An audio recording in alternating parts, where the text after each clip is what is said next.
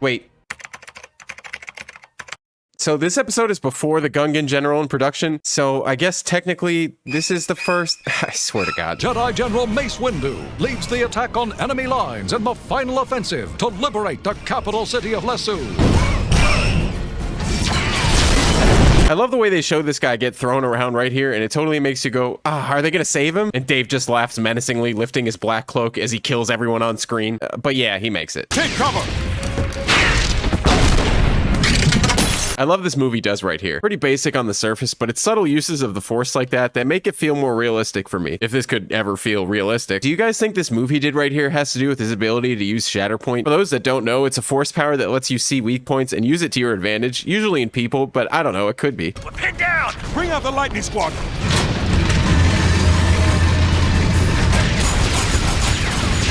I love the way these things hop around effortlessly. They remind me of little velociraptors. Get the engine back! I'm gonna clear the road!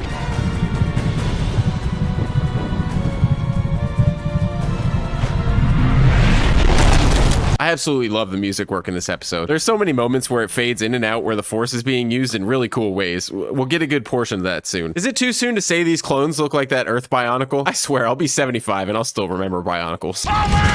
You can just barely see it here, but the Commander Pons here has a phrase written on the back of his helmet that says, "Some guys have all the luck." I honestly tried for about 25 minutes before I just looked up what it actually said. Now that Jedi is leading the attack. Wait, what was that? What is that bah noise? Did you guys hear that? Now that Jedi is leading the attack. I don't think it happens again, and there's really no other vocal part. Did they just have one person come into the studio over the orchestra just to do this quiet ass blah? Or was this just Kevin Kiner getting really stoked about the piece and deciding to leave that in there? Should we run? It would be better if we just surrender now. That little shot sounded like it came straight from 007 GoldenEye on the damn Nintendo 64, EST 1997. Damn, I feel old. Hang on, do those letters on here say Bay? Why does it say Bay? The Republic is advancing faster than I expected. I calculate they will reach the main gates by morning. Guys, I was gonna say something about it probably being the same painted asset, just different colors, but not only is the pattern different than the other one, so far the whole paint job is different. See, how hard is that, Lucasfilm? This guy. I will not retreat. It's kind of weird that he has eyes that move around in there like that. He didn't have eyes in the movie, did he? What the hell is Wat Tambor? I know his species needs stuff to breathe, I know. Just bear with me for a minute. Season 1 hologram still looks so weird to me. You get a pretty clear shot of this Orbesh right here, which I appreciate, and it says, "Trouble on the horizon. Status report of Advanced Trooper Recognition Therapy Syndrome. Evaluation team. Current phase of experiment proceeding satisfactory according to projected schedule." Jesus. And if you look down here, it actually says second most important sport right after football. Capture Tambor. We must. I'm afraid a siege could drag on indefinitely. My people have suffered so much already.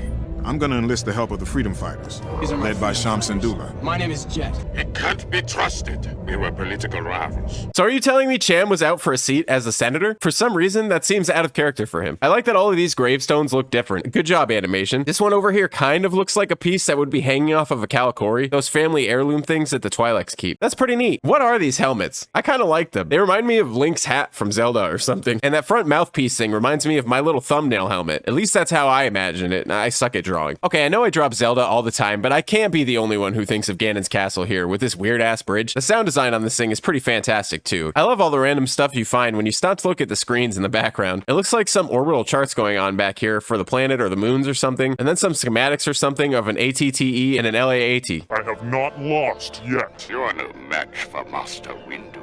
I love the way he delivers this line to him. Honestly, for the majority of the time so far, we've only watched this with the context of the prequels and Legends, I guess. So it's really cool to hear him deliver this line now with Tales of the Jedi having released. We've known Mace held Dooku in high regard before finding out he was a Sith, and it's cool to see Dooku take him just as seriously. We've seen Dooku talk to Grievous already in Season 1 about other Jedi like Kit Fisto, and I like that he knows he doesn't stand a fucking chance against Mace Windu. I especially love it now, having watched Tales of the Jedi. Isn't this the spot where they were massacred? Wonder who put up these gravestones. Is that them? Take what valuables you can and destroy everything else. The charred ruins of Ryloth will demonstrate to the galaxy the cost of a Republic victory. Okay, this part especially hits different having watched Tales of the Jedi 2. Guys, if you haven't realized yet, you should have turned in your Tales of the Jedi assignment by now. If not, go watch that show. This really goes to show how far Dooku has fallen to the dark side. What started as a noble intention to just do the right thing and to not let rules always stand in your way, to now having completely abandoned the ideals you stood for in exchange for ultimate power and control. It's just so cool how these random shows make you look back at everything a little bit differently.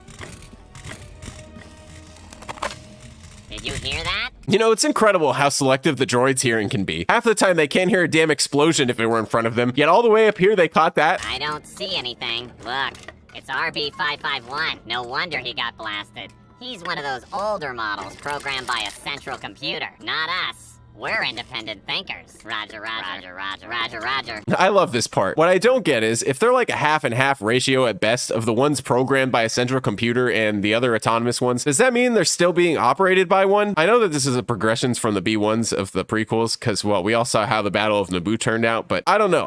Why would you have both? Why didn't we take him out, sir? The rebels will do it for us. Look out! It's an ambush!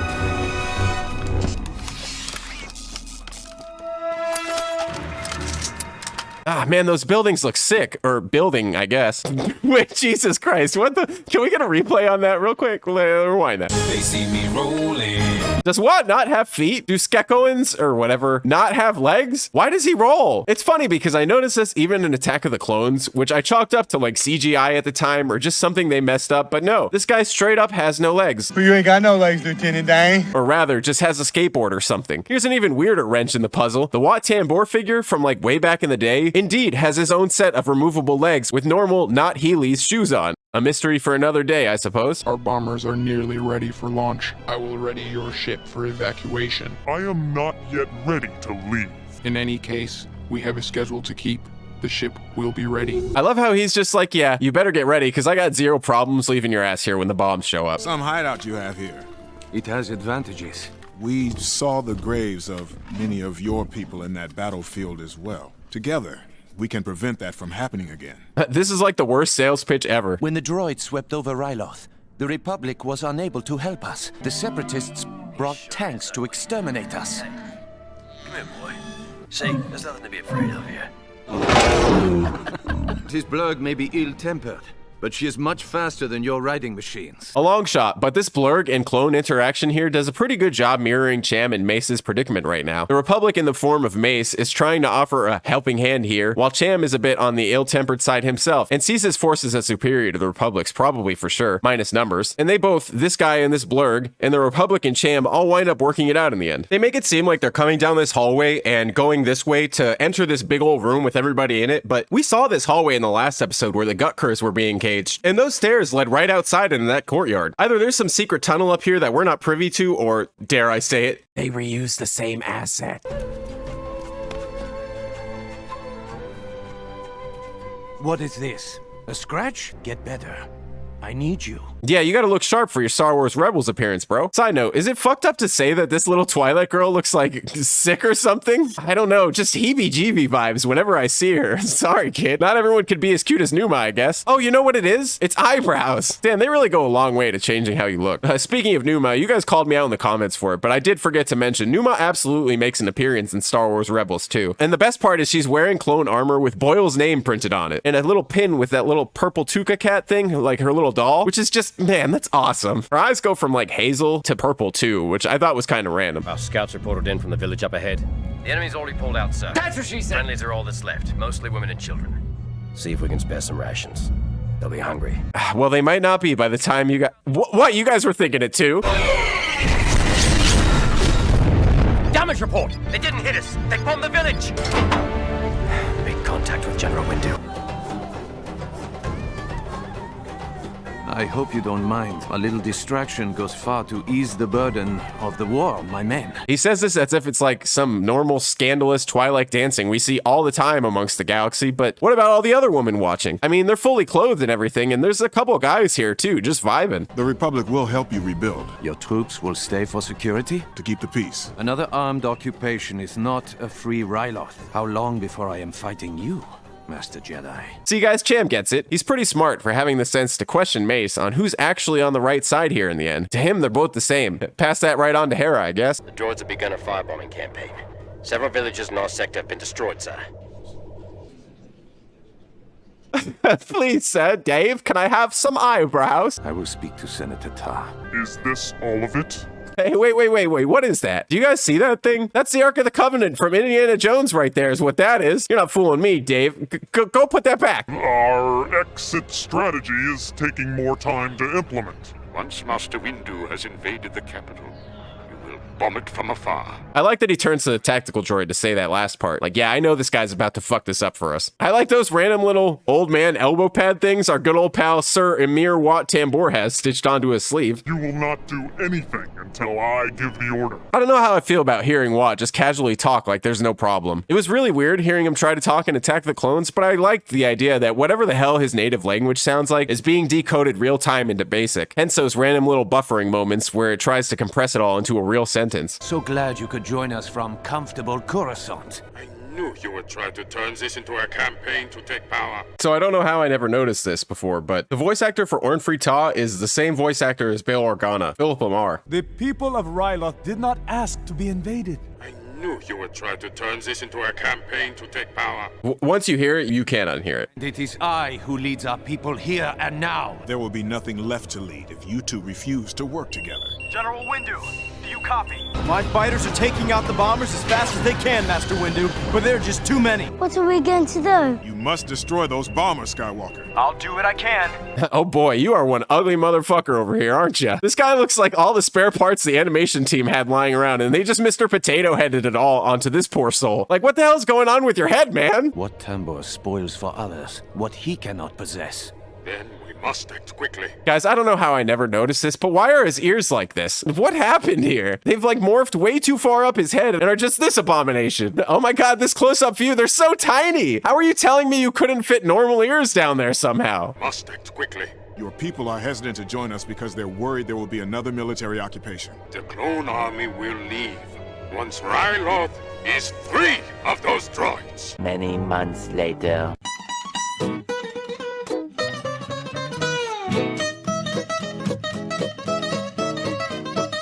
What assurance can you give Senator Tar you will not try to assume power? I only want to see my people free, Master Jedi. Then we are together in this. It looks like Cham got ran over or has tire tracks tattooed all over his head. The time has come to free ourselves!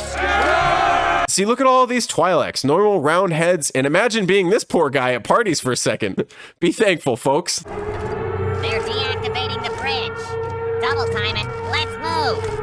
Get off the bridge. I love this droid, like, you know what? Fuck it all, man. They ask you how you are, you just have to say that you're fine when you're not really fine, but you just can't get into it because they would never understand. What about the city inhabitants? The Jedi will reconsider an attack when he sees them in his line of fire. Try and keep up, clone. Your people will never be in danger if our walkers can cross the bridge into the city.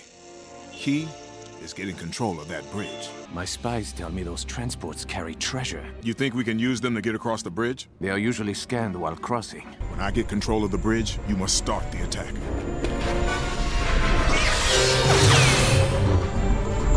I love this episode, mostly because of Mace. It's just so cool getting an episode all to himself like this. We see Obi-Wan and Anakin all the time. Yeah, he's kind of a terrible Jedi, but that's not to say he's not a great teacher and mentor at times. I compare Shaak Ti to him and then compare other people to Shaak Ti a lot, but they're just so decisive and strong-willed, and I'm glad we got to explore that a little bit more with Mace and Tales of the Jedi. I love seeing the respect he and his men have for each other. I wish we got more episodes with him just like this.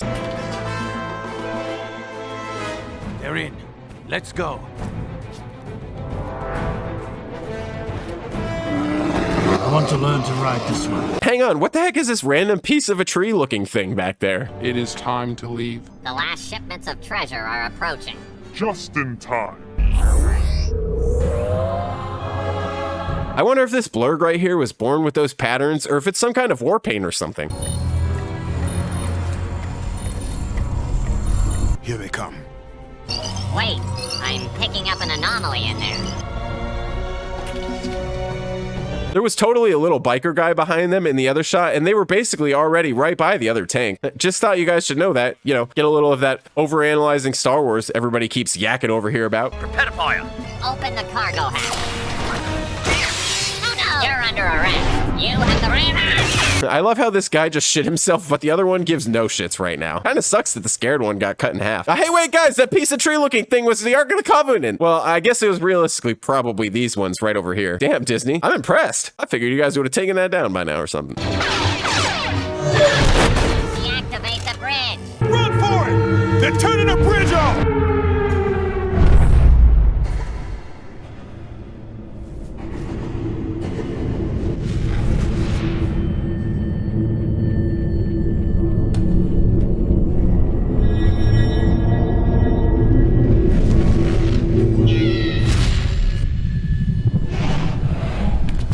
Ah, Jesus Christ, man, that was the coolest 20 seconds. That siren noise, man, the way that it just cuts and there's nothing but this low atmospheric ambiance as we basically become Mace's force thought for a second. It's almost like this underwater sensation that does such a good job at not only keeping your attention glued to the screen in this moment, but man, does it give Mace such a badass little moment right here as he stares down this B1 with not even a look of assurance, man, just pure and utter victory. I don't know how to describe it. It's just perfect. The sound team did such a good job with that literally 20-second bit. I'll hold him off!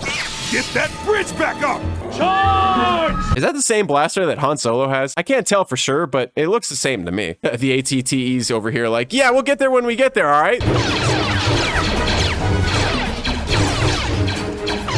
It's so cool to see Mace fight a little bit here and get a look at his fighting style. It comes off so much more aggressive than Obi-Wan and them, even Anakin, really. I love the lore that goes into Star Wars, but Papad is such a cool lightsaber style, or a state of mind, really, that Mace and another Jedi, Sora Bullock, kind of invented in a way, and it takes the user to channel their inner darkness and accept their opponent's fury, turning the rage against them. I mean, shit, it did a pretty good job against good old Palps there for a minute. Hey, you're not authorized.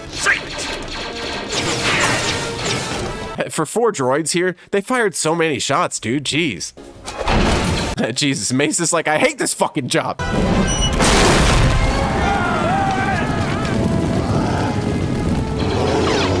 Damn, dude, he was right. Those blurgs are hauling ass right about now.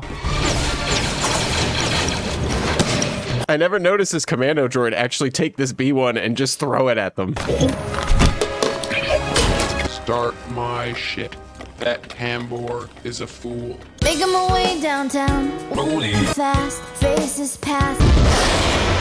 I am afraid Amir Tambor refused to retreat in time. Order our bombers to destroy the capital immediately.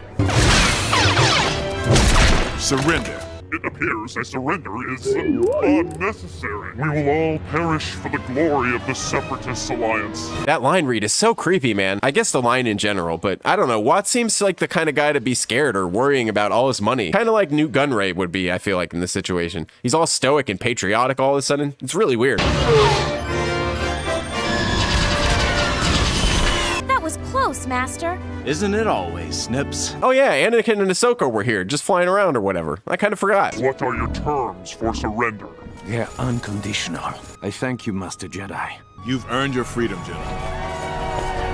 Guys, Orn Free Taa is not human. Well, of course he's not. He's not Twi'lek, I mean. Look at the size of those fucking mitts, dude. Those hands are gigantic. Jeez. Smack the sand right out of Padme, them things could. They're massive compared to his arm. Wait, why the hell does he only have 4 fingers? Champ has all his fingers. What is this guy? Even the creepy looking girl has 5 fingers. Man, I love this arc. Probably my favorite for season 1, and clearly I'm not the only one. I think these last 2 are definitely the stronger episodes, with the last one taking it for me, but this one is still a lot of fun on its own. I think Mace definitely holds the show here, though. He might not be the best Jedi in terms of, you know, serving the actual people and not politics and rules, but that doesn't mean he's always kind of a dick, and I think he gets a lot more flack than he deserves. I love watching this series improve along the way. It's hard to believe we only have 1 more episode of season 1, and season 1's like the meh season of all of this. It's crazy. You all asked for it, you all deserve it, so if you want to see the next episode of OSW early, consider becoming a patron. That's right, baby. Next week we'll have an early episode available, and then probably after that we'll get 2 videos ahead. I'll fill you in on all the details. I want to thank every single one of you that has supported me this far. It means everything to me. Patron shoutouts! Huge shoutouts go out to my commanders, the mighty Drekmir, whom holds the galactic record for the longest Rancor fight. Kind of like bullfighting, only Rancor secretly hate the color yellow instead, for some reason. It's crazy. Matt Army the Great, the only living being able to breathe free than any atmosphere. Also, the vacuum of space uses their time to dance endlessly across the stars, blasting the same song that cab driver in the Bad Batch was jamming to. Lord Mr. Schnuffle Sr., one of the best star pilots in the galaxy, who is also part of the Jedi Order, overheard Obi-Wan tell Luke about Anakin on Tatooine, became so filled with hatred that they actually became the Snoke we all knew and loved for like a day on screen. William Lynch of the Highest, who can secretly use the Force and will never stop using their powers for evil and winning every Imperial basketball game on break of the Death Star. I mean, you wouldn't say anything either. More huge shoutouts to our Master Jedi, our newest member, Nate M., the first stormtrooper ever to realize Vader farts a little when he walks the first thing in the morning. David, who wrote to Padme every day because they wanted one of those pinup posters the Bad Batch had on their ship. Infreds Crumb, who got really inspired by hearing Admiral Akbar say it's a trap and went on to invent Star Wars trap music. Marcus Fleischer, one of Hondo's most trusted pirates, also secretly a huge fan of that frog lady singing Zero likes to hook up with. Ugh, I'm not looking forward to that one. Armic Nasty 01, the nastiest DJ this side of Coruscant, who just so happens to be Jango Fett's go-to playlist on Camino. Taylor Lynn, who confused a Wookiee for a Trandoshan once, and instead of getting torn apart, the Wookiee cried. I cried too, actually. And Varium, the ultimate Bantha barbecuer on Tatooine, may need to find a new business as more and more Bantha are being assaulted by Lord Boba Fett. God, he's still like a mayor right now. More huge shoutouts go out to my Jedi Knights, Graphite, Korchin, Nephorox, and Celsus Fullpace. Thank you to all my newest patrons. I really appreciate the support, guys. Honestly, just liking the video and commenting and being here is plenty, so anything beyond that just blows my mind. So yeah, I'm gonna get the ball rolling again on consistent uploads. Thanks for sticking it out with me here, everyone. It's crazy. We're actually coming up on a year come end of January. You better be studying for that quiz. We're almost at the end here.